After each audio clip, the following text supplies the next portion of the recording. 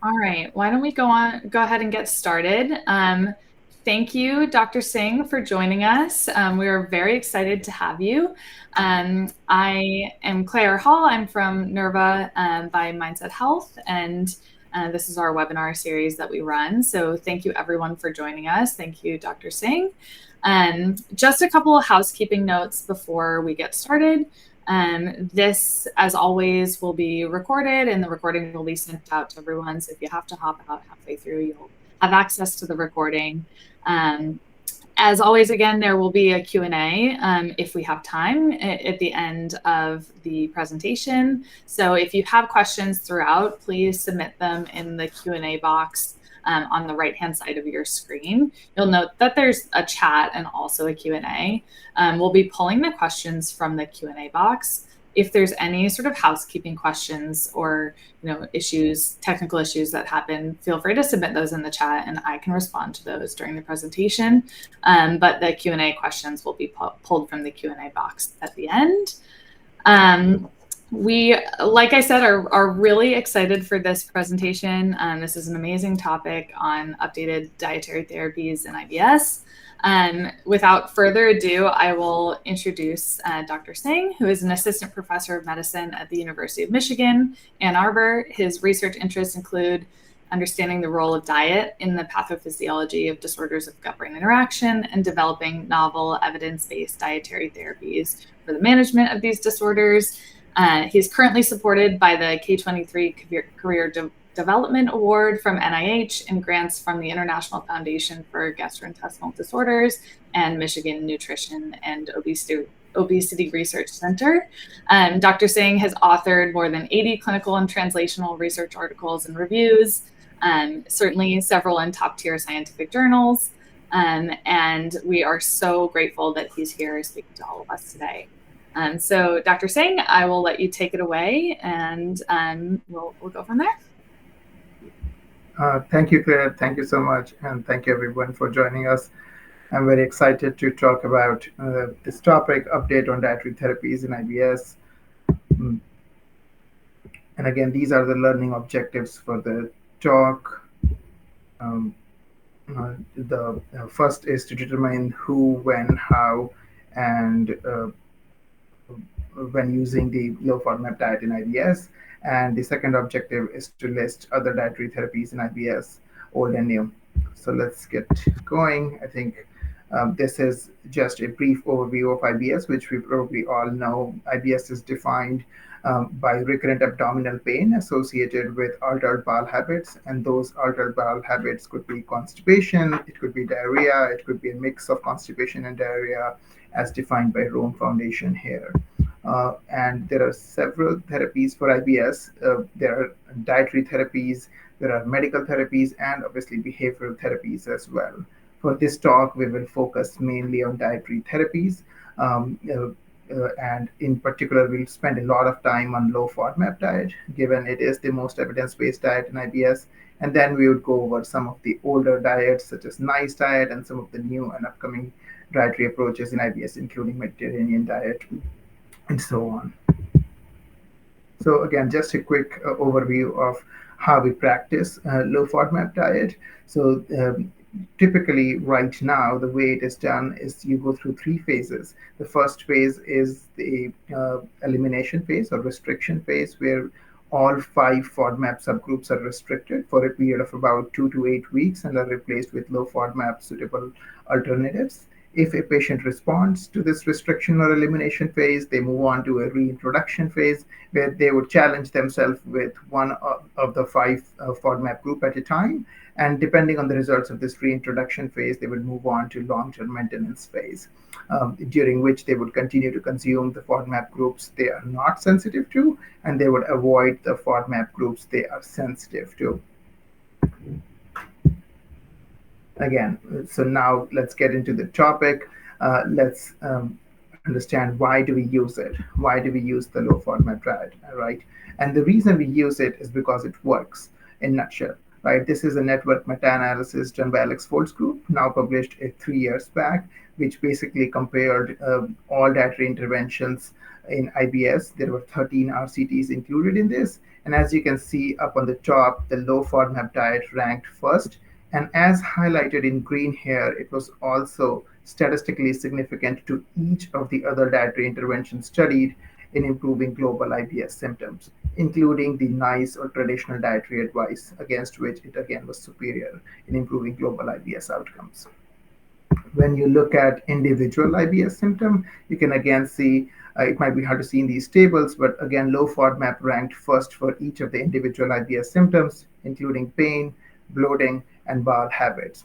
Again, it might be hard to see in these tables, but when you look at the effect size of these individual symptoms, it's very clear that the magnitude of improvement among all IBS symptoms is greatest for abdominal pain with LFT. That is, of all the IBS symptoms, the symptom the low FODMAP improves the most is abdominal pain. And that is also consistent with another finding from this study showing no difference in efficacy among various IBS subtypes, that is diarrhea, constipation, or mixed. Right. So again, why use it in a nutshell? We use it because it works. It is the most evidence-based dietary therapy and is superior to other dietary therapies in IBS. And then coming to when to use it, right? And then when I ask that question in my mind is like in the in the treatment algorithm for IBS, we have so many options available. Where do we place low FODMAP? Can we use it for first line, right? And to answer that, there are two studies which I would go over. This is the study done from Jan Tak's group, where about 460 primary care IBS patients were randomized to otinolone bromide, which is an antispasmodic, versus the low FODMAP restriction phase. The primary endpoint was a 50-point decrease in IBSS, which is IBS symptom severity score. And if you look at the figure on the right, at both 4 weeks and 8 weeks, the percentage of responders was significantly higher in the low FODMAP group with about a 15% delta. Again, showing that low FODMAP was superior to antispasmodic in improving global IBS symptoms in primary care IBS patients. Coming to the second study, which was just recently published from Magnus Simran's group in Lancet GastroHep. This was a single-center, single-blind RCT of about 300 IBS patients. Again, the primary outcome was 50-point improvement in IBS symptom severity score, and the patients were randomized to one of the three arms. The first arm is optimized medical therapy. The second arm is a low carbohydrate diet, where only 10% of the calories were coming from carbohydrate, and rest were coming from fat and protein. And the third was low FODMAP along with traditional dietary advice. And as you can see here in this figure, by week 4, it is very clear that the dietary therapies did better than optimized medical therapy, which is also reflected in the responder definition here, with about 15 to 16% gain with favoring low FODMAP compared to optimized medical therapy. So again, what do these two studies tell us, right? I've already shown you the data from meta-analysis that low FODMAP is superior to other dietary therapies in IBS. And these two studies kind of highlight, or at least hint, that they might even be superior to medical therapy, or at least as effective as medical therapy in IBS. So it's not surprising that when you look at some of the recent guidelines, including American Gastroenterological Association guidelines, they place low FODMAP very upfront for our IBS patients. For all IBS patients, in addition to patient-provider relationship, they focus on dietary advice, including the low FODMAP diet, making it one of the first-line therapies for IBS, right? But again, there are many circumstances where we should not use low FODMAP. I feel like this is a very perfect example of where we are in dietary therapies. This is where we were about 2 decades back, when we were seldomly talking about dietary therapies in IBS. And this is where we are right now, like on the right? Like everybody gets low FODMAP irrespective of what they have in DGVI and what are their symptoms and what other comorbid conditions they have. So I think we need to take a pause and use a more balanced approach. This is where we should be, or where we need to be, because low FODMAP is not for everyone. It's clearly not for patients with eating disorder or disordered eating, patients who are already on a restricted diet, patients, and again, we have to keep in mind our patient preference. If our patients are not ready to try a restrictive diet, or they don't have inclination to do it, maybe it's not the right patient or the right time to do it. Again, we know that low FODMAP is costly. So somebody who is living, who doesn't have the means to afford a low FODMAP diet, we shouldn't prescribe it to them, and we should definitely take into account the cost and the money of low FODMAP for our patients. Again, I would use it with caution when constipation and diarrhea are the main complaint, because of the fact that the symptom which it improves or targets the most is pain and maybe bloating. And coming to, again, eating disorder and disordered eating, we know that there is avoidance restrictive behavior in our patients. What is ORFID? ORFID is different. ORFID is different from other eating disorder, and it does not involve concerns about body shape or weight, and is defined as a dietary restriction that results in nutritional deficiency, significant weight loss, or inability to gain or grow taller, and dependence on supplemental nutrition, or impairment in psychosocial functioning. It's important to understand that if there is dietary restriction with overall reduced intake of food, that alone, in presence of any of these four consequences, is enough to call it ORFID, right? So you don't need more than one. Any of these four features, nutritional deficiency, supplemental nutrition, impairment in psychosocial functioning, is enough to call somebody with ORFID, right?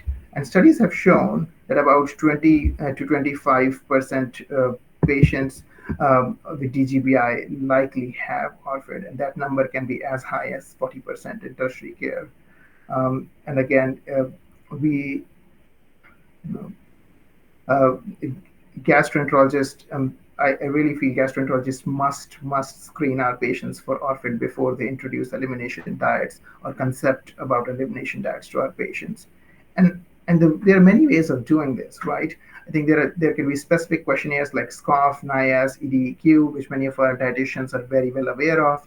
Our dietitians use it in clinical practice at our initial visit, and maybe some of you guys do too. But for a gastroenterologist, sometimes just open-ended questions are very helpful. And I generally always ask my patients, like, how's your with meals, how's your appetite in general, how is your weight doing, and things they like to avoid to eat, right? So I think those questions are very helpful. Again, not only is uh, uh, is is that a problem? There are many other cons of low FODMAP, right? It's, as I said, it's restrictive, it's cumbersome, it's time consuming. To go through all three phases of low FODMAP, it can take our patient months to do that. It's costly, um, and potential risk of continuing the elimination phase long term, right? Studies have shown that up to 40% of our patients just continue elimination phase long term, which we don't want them to, right? And there is definitely risk of micronutrient deficiencies. Studies have shown calcium, iron, and thiamine deficiencies with elimination phase of low FODMAP. Um, so again, when I talk about cons of low FODMAP, um, if you take a pause, I think the main causes uh, of the low FODMAP is coming down from two approaches, two main issues. The first is because of the current step-down approach of low FODMAP, right? So that's one of the main causes, because we initially restrict all five FODMAP groups, and a lot of issues we see from low FODMAP is actually coming from this initial restrictive elimination phase, which many patients can't tolerate or continue long term. And the second problem is that many often our gastroenterologists just hand out a sheet to our patients because they don't have access to GI dietitians. And a sheet might look like this, where they have hundreds of food they have to avoid and hundreds of food they can eat. And even the food they can eat, there is like, okay, you can eat 5 strawberries, but you cannot eat 8 strawberries. And like it soon becomes very overwhelming for our patients, right? So again, addressing these two main questions leads us to the next question: how to use it, right? And again, I just said that most of these problems are coming from this current step-down approach. So to answer that, we did a couple of reintroduction studies in our all both at Michigan and from Jan Tech's group in Belgium. So this is the result from first reintroduction study from Jan Tech's group, which was published earlier this year. Patient who responded to low FODMAP went through each of the 5 FODMAP challenges, and the doses are listed here in a double-blinded fashion. And again, we measure their IBS symptom severity. And as you can see, that this study showed that not all FODMAPs are equal. Again, the FODMAPs patients reacted most to were mannitol and fructans. And I want to leave this slide here for a second, just so you can take the note of the doses used here. And I'll move on to the next slide in a second. Right. Again, this study showed that fructans and mannitol were most likely to cause symptom worsening in patients who respond to low FODMAP diet. And this is another reintroduction study done by our group at University of Michigan, where we did the exact same approach. We also took patients with IBS who responded to a low FODMAP diet and then challenged them with 5 FODMAP groups, one at a time, 7-day in, 7-day washout in a double-blinded fashion. And what we found was very similar to what Jan Tech's group found. We again found fructans were the most likely FODMAP subgroup to worsen abdominal pain and bloating. And we also find that galacto-oligosaccharide were likely to worsen bloating in our patients with IBS. And the other FODMAPs, again, fructose, lactose, and sorbitol were not associated with symptom worsening in our cohort. Again, so I think a couple of things we should take from these 2 reintroduction studies, right? If you look at the doses in this study, this is very different from doses used in Jan Tech's study. And again, I think we have to remember that most patients and most healthy individuals, including patients with IBS, consume about 20 to 25 grams of total FODMAPs in a day. And the doses of sorbitol or mannitol used here is not what typically IBS patients would consume, or even fructose. We have data from our group. We have data from Magnus Simran's published paper in Lancet GastroHep, where this dose of mannitol and sorbitol is more likely around 1 gram in patients with IBS and not 15 grams. So we have to take that into account when we interpret these reintroduction studies, that the dose being used here might be too high compared to what our patients normally consume.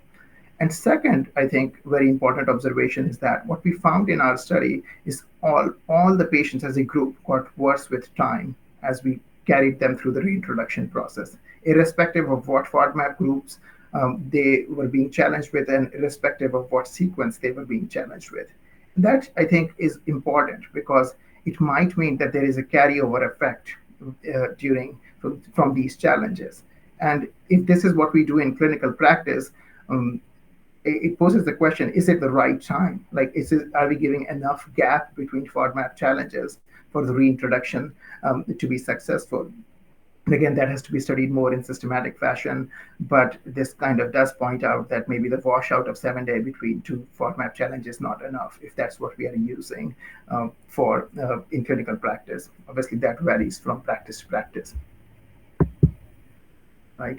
And based on our reintroduction study, where we found that the fructans and galacto-oligosaccharides were the FODMAP groups most likely to worsen symptoms, we decided to simplify the restriction phase and do a multi-center pilot feasibility trial, where this was a feeding intervention. We actually provided all the meals to our patients for a duration of 4 weeks and compared efficacy of FODMAP simple diet.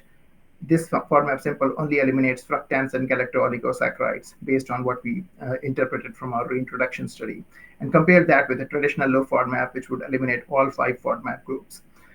We recruited about 35 subjects into the study, and it might be hard to see here, but look at the primary outcome, which was FDA endpoint for improvement in abdominal pain, which is 30% reduction in 2 out of 4 weeks. And you can see about 55 to 60% of the patients in both groups met the primary endpoint. The orange is FODMAP simple, and the blue is traditional low FODMAP.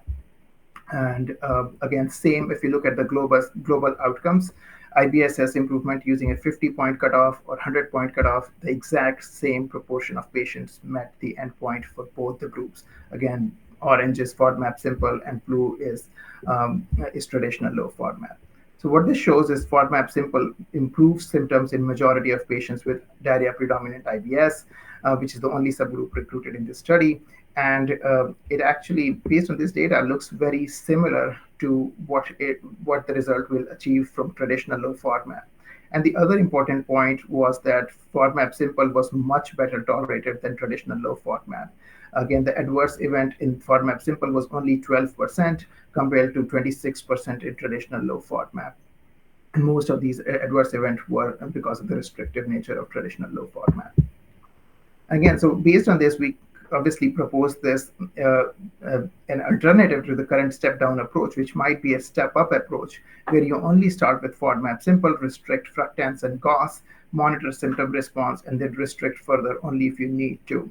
Obviously, this needs to be validated in a real-world setting, in all IBS subtypes, in bigger numbers, but this is a promising way of looking at FODMAP from a different angle and a different approach. Again, the second problem, as I pointed out, is that a lot of low FODMAP is done with a sheet handed out by gastroenterologist. And studies are out there, including this study from Caroline Tuck's work when she was with Steve Banner's group in 2020, where about 80 patients with IBS were interviewed, and who were prescribed low FODMAP were interviewed. And as we can see, the total reduction of FODMAP was lower if it was done with a dietitian compared to if it was done without a dietitian.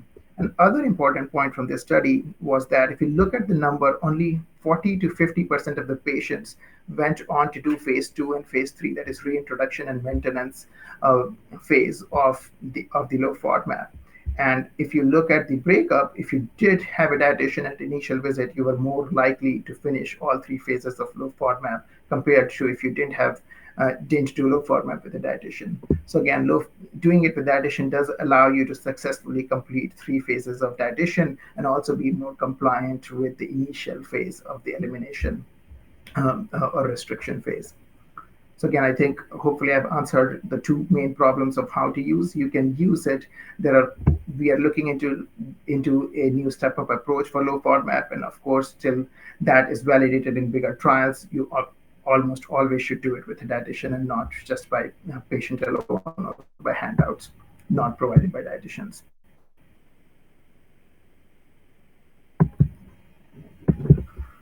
Okay. And then the second part of the next objective is how does it work, right? And to answer this question, let me walk you through some of the recent data. This is work done by our group where we did a mechanistic clinical trial. We took patients with IBS with diarrhea, took them through 7-day of screening period, and then they underwent a 4-week low FODMAP diet where we provided them with all the meals for the elimination phase. And then to study their barrier function and mast cell activation, we did FlexSig, obtained colonic biopsies, and did a lactulose mannitol assay before and after the 4-week of the low FODMAP. And as you can see here, we recruited patients from 2 centers, and about 80% of the patients responded, while less than 20% did not respond to the diet using this cutoff of IBSS. And again, responders had significantly greater reduction in IBSS and promised abdominal pain and diarrhea severity, while non-responders did not, which is not surprising. But I think what is fascinating is if you look at the barrier function data from patients before and after the diet, like the first graph here in A is cumulative mannitol excretion at R8 to 24, which is a marker of colonic permeability. Again, that reduces significantly after a low FODMAP, meaning that the gut barrier function is strengthened after low FODMAP. Again, the second figure here is TIR, which is the resistance of the colonic tissue. And the higher resistance means less leakiness or less permeability of the gut. And again, after 4 weeks of the diet, from the TIR was higher, meaning that colonic tissue was less permeable or less defective in barrier dysfunction after the low FODMAP diet.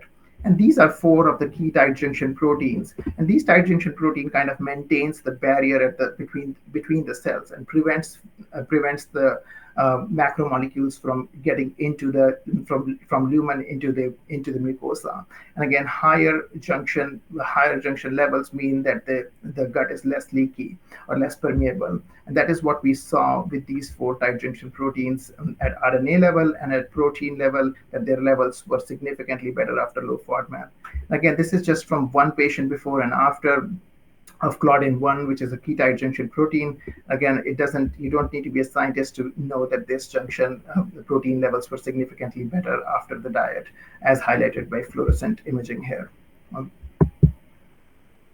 And again, we also investigated the number of mast cells before and after the diet in these patients. What we saw was fascinating, that the number of mast cells in the colon mucosa was significantly lower after the diet compared to before the diet. And as you can see from the figures from the patient, again, these numbers after look clearly much less than the numbers before.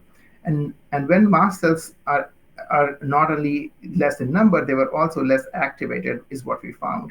Again, when mast cells get activated, they release molecules like tryptase, prostaglandins, and histamines, which can cause barrier dysfunction and pain. And again, levels of all these mast cell mediators were significantly lower after the 4 weeks of diet in patients who responded to the diet.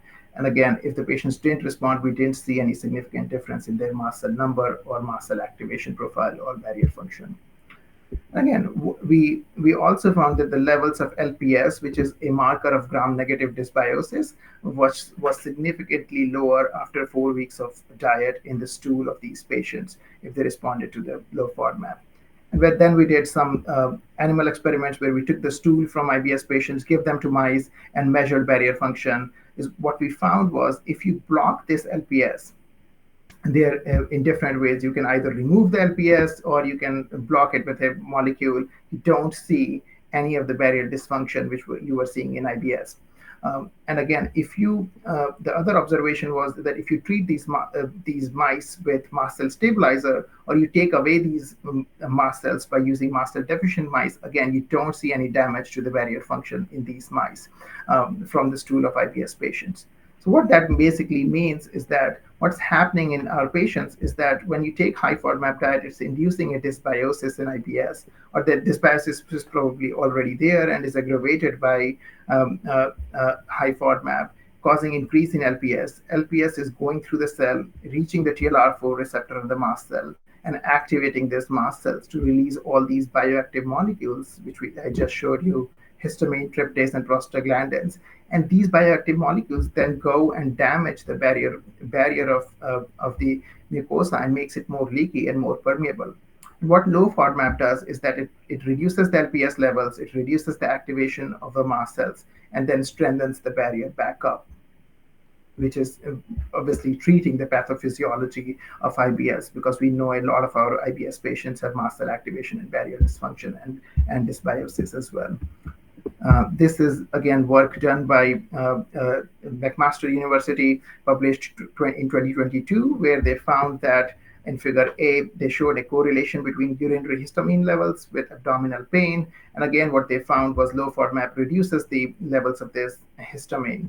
And what they did was very similar to what we did. They again took feces from IBS patient and healthy controls and colonized them in germ-free mice, and showed that the mice who were colonized with high histamine producing IBS patients, like these two, had increased level of Klebsiella in their stool.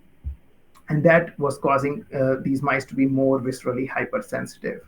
And again, what they found was that these mice also had higher number of mast cells in their colon. So what's happening there is the histamine being secreted by Klebsiella is acting as a chemoattractant. So we know that histamine works on the H4 receptor of mast cells to stimulate chemotaxis of these mast cells to colon. So it's bringing the mast cells to the colon, and then LPS is activating these mast cells to release all these molecules, which in turn is causing barrier dysfunction and visceral hypersensitivity. So again, hopefully these few studies have shown you that a lot of the dysfunction which we see in IBS, such as visceral hypersensitivity, barrier dysfunction, and mast cell activation, can be reversed with low FODMAP diet if it is originating from FODMAPs. And again, who should we use it in, right? So that has two parts. It means that which IBS patient should we use it in, and are there biomarkers? So to answer the first part, this is again data shown from our group where a prospectively collected data from a meal delivery service was used. And again, we studied all three IBS subtypes and found that there was no difference in response in all three subtypes. They all responded very similarly to low FODMAP, which again supports the use of low FODMAP in all patients with IBS. IBS D, C, and M, we can use it in all three subgroups.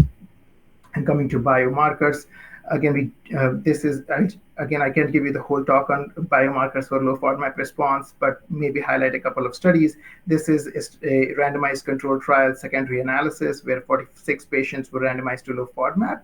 And what they found was if you look at stool profile of volatile organic compounds, you can correctly predict low FODMAP response in about 97% of the patients.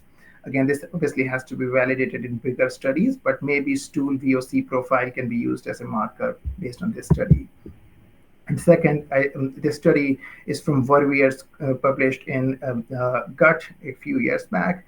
And I think I'm just going to take you through this first figure.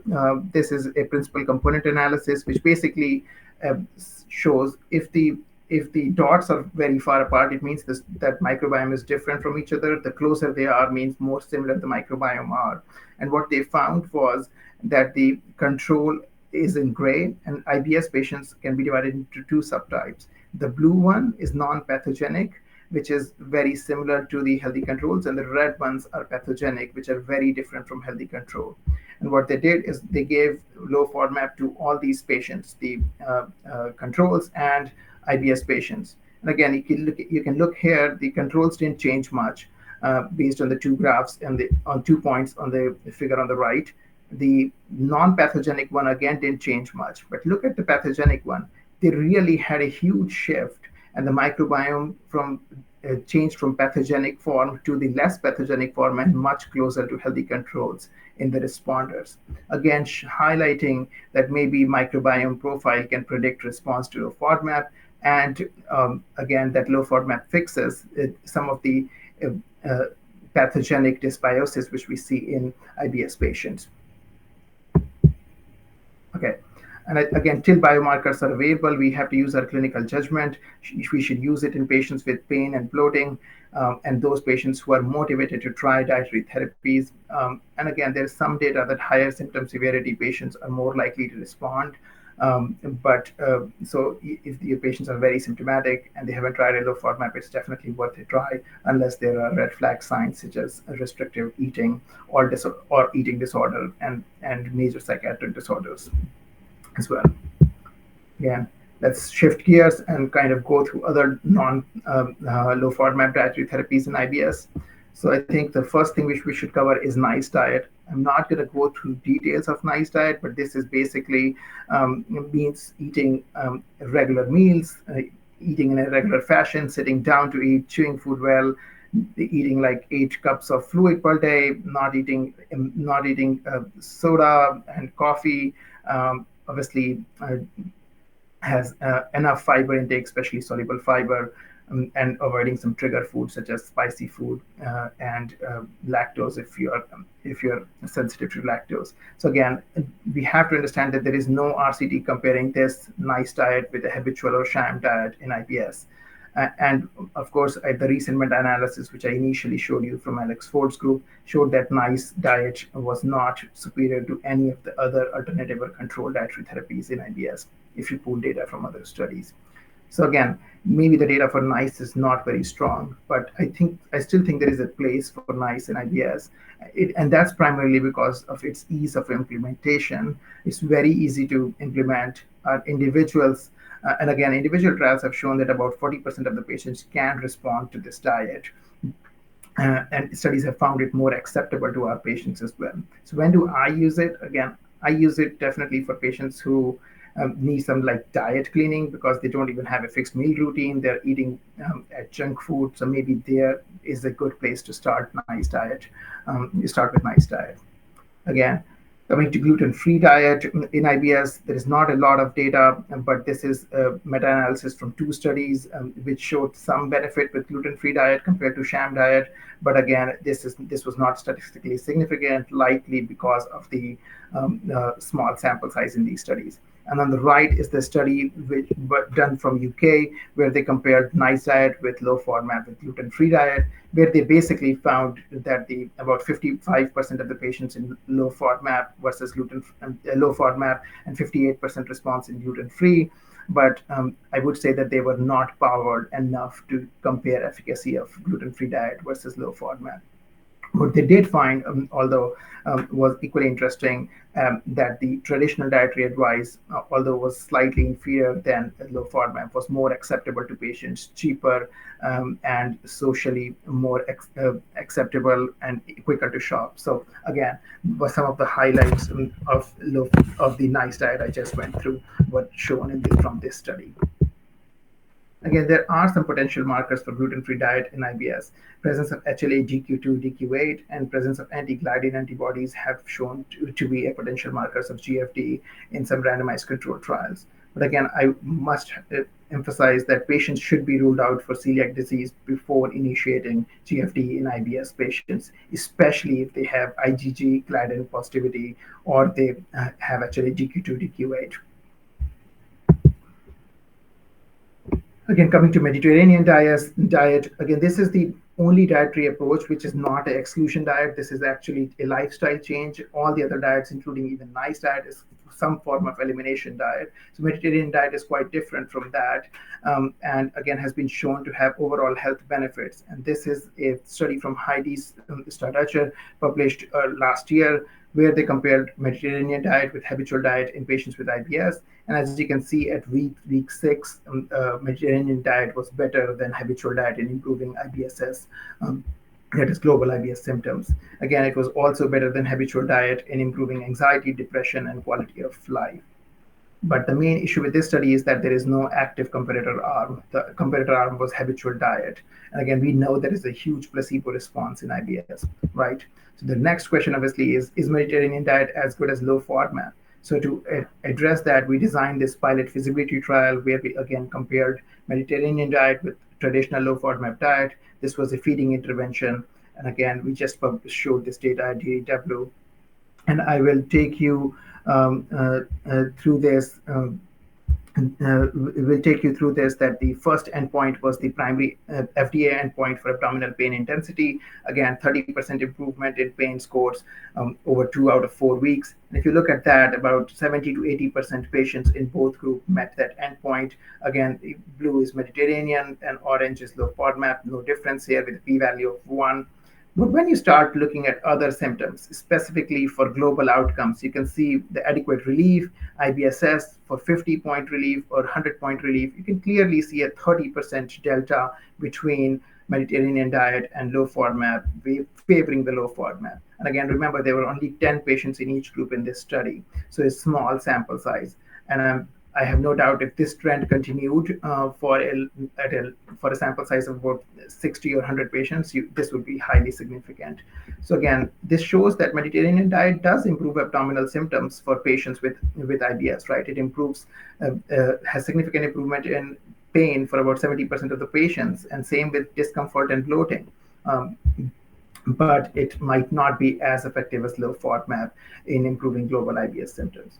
And again, I think another highlight from this slide is that the Mediterranean diet had no improvement in stool inconsistency. Although both diets were not very effective, none of the patients with Mediterranean diet classified to be responder for stool consistency, which is consistent with Heidi's study showing that a lot of this effect of Mediterranean diet was not coming from increased fiber intake related improvement in stool consistency, but actually improvement in pain and bloating, which is, I think, very fascinating and interesting in its own.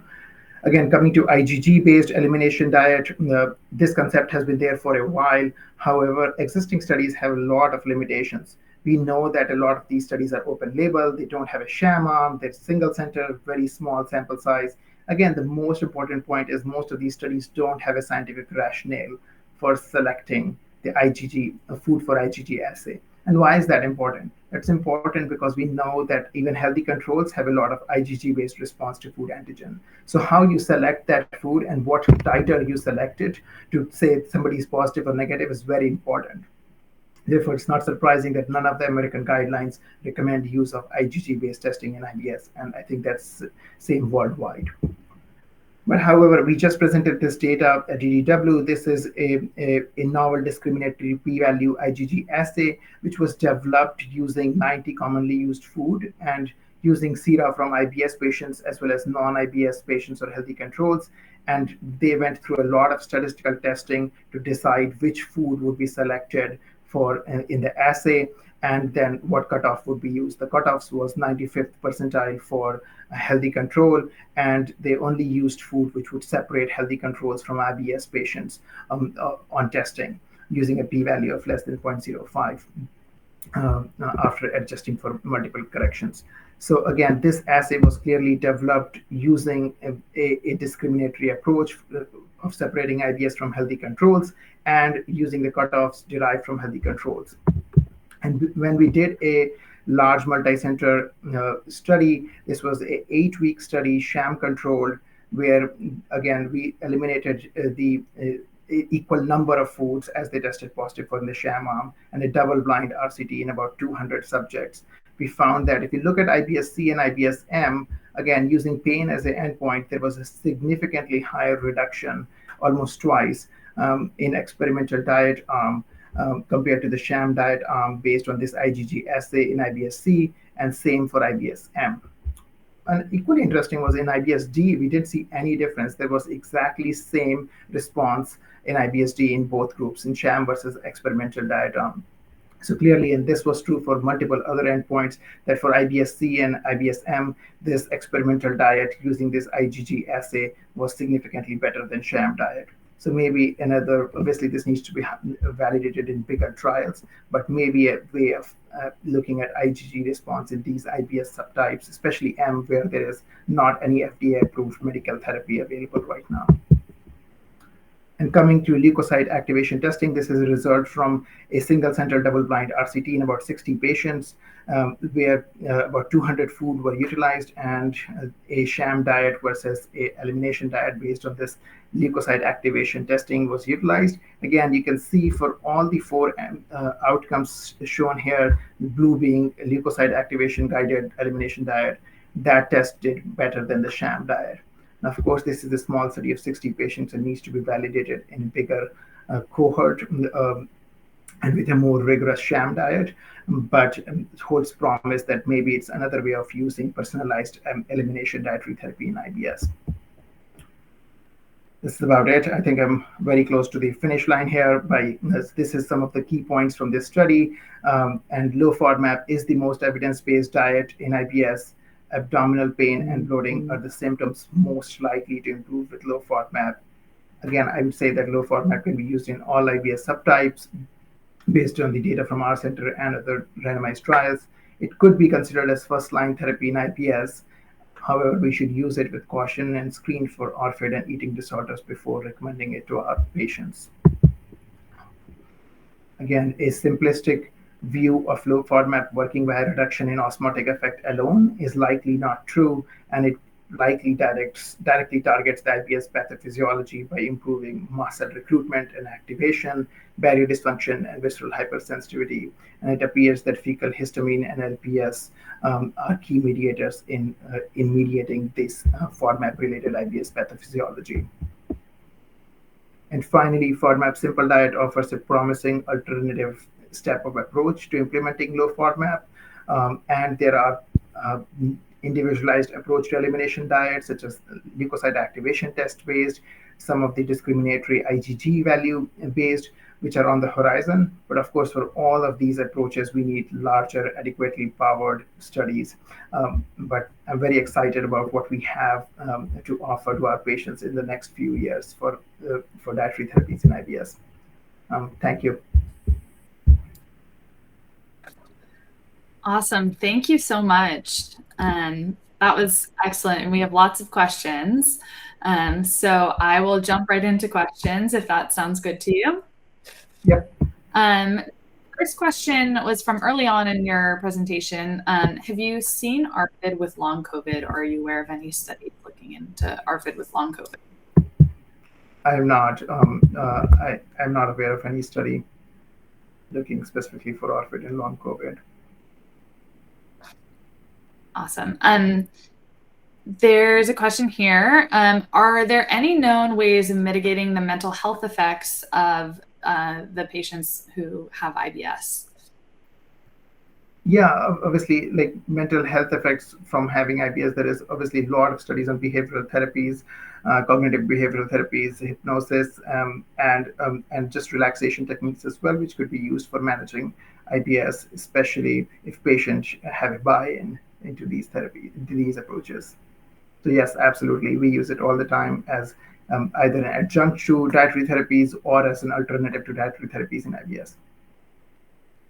That rolls nicely into my next question. Can you speak about how the multidisciplinary approach to IBS management works and how the role of diet fits into that? Yeah, that's an excellent question. And again, I think multidisciplinary approach for management of IBS is critical for success for our patients as well as us. And I think that typically what means is that using medications to target their predominant symptoms, um, uh, along with using dietary therapies to manage their symptoms and behavioral therapies for our patients. And typically, what I would say is that I generally rely on my patients to tell me what they want to do.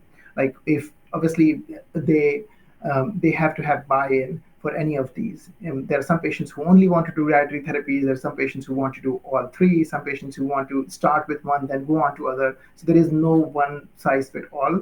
But I think the more options you have in your arsenal to manage patient symptoms, the more likelihood that you will be successful. And how do you decide when to use an alternative dietary therapy, besides the low FODMAP diet? You've presented a few here. And obviously there's less research into these alternative dietary therapies. And is it really about, presenting the options to patients, or do you have specific criteria on recommending specific diets?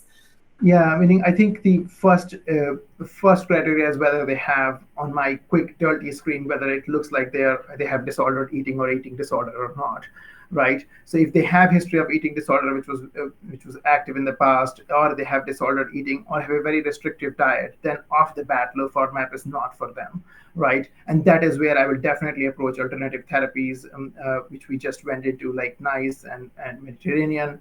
And again, some patients, and again, I rely heavily on my patients. If they have already failed trying doing a low FODMAP on their own or with help of a dietitian, and they're like, I can't do this. Again, I see patients with during and see what's going on in their life. Somebody's preparing for their exam in like next 2 months. They're not going to be able to do a low FODMAP, right? So if they just don't have the bandwidth or time to do low FODMAP, then of course we should provide them with alternative approaches, maybe a simplified low FODMAP, maybe where we only remove fructose and gauze, or if they have, if they have a very crappy diet at baseline with like no fiber intake, then maybe just increasing the fiber intake to begin with. So I think that you really have to rely on their clinical history, their buy-in, what they, what part of life they are in currently, and what have their past experiences been with dietary therapies, and how committed they are to doing low FODMAP. Because again, I think I'll move on, but I'll just say patient have to be committed to be able to do this. If somebody is like, give it a try, they're more likely to fail rather than, I tell them this is going to take months to finish and you have to meet with dietitian and so on. So if they don't have a commitment to this process, then I don't think low FODMAP is for them, which is fine. Seems like that. It seems like that's the case with all of the interventions and all of the management options for IBS, that buy-in is so important for all of them. Yeah. What is the state of research into the crossover of IBS with endometriosis, migraines, POTS? That's a list and certainly a long question, but do you have sort of a broad overview into the state of research and the crossover? Yeah, meaning I think it is, we know that there is a huge overlap between endometriosis and IBS, other like interstitial cystitis and IBS, migraine and IBS, POTS and IBS. We know and connective tissue disorders and IBS. We know that is true. But when we come down to like pathophysiology, I don't think there's a lot of research out there about why these two things are linked, right? Like, so there is not a lot of data there. And again, therapies targeting both of them are even fewer. Like, so there are not a lot of good high quality trial data saying that this therapy improves both IBS and comorbid fibromyalgia or comorbid parts at the same time. So that data is definitely lacking. And hopefully that was the question, and I answered it to the best. I can go on, but I think maybe that's the gist of it. Yeah, I think that's good. It's to go into all of those things would be a presentation on its own, I'm sure. And I just have a follow-up to one of the questions I asked before about mitigating mental health effects in IBS, and the person who asked the question has followed up with some clarifying tidbits. The question was more about not the distress of having IBS, but particularly mental health effects on the microbiome and the brain-gut connection, and if you know of any mitigating ways to mitigate the effects of that. So the question is how to mitigate the effect of mental health disorders on microbiome and gut-brain axis. Is that right? In IBS, I think. Yeah. Again, yes. So there is definitely data that stress and early life stress as well as continued stress can cause microbial dysbiosis, especially in IBS rodent models, and that is true for IBS patients as well.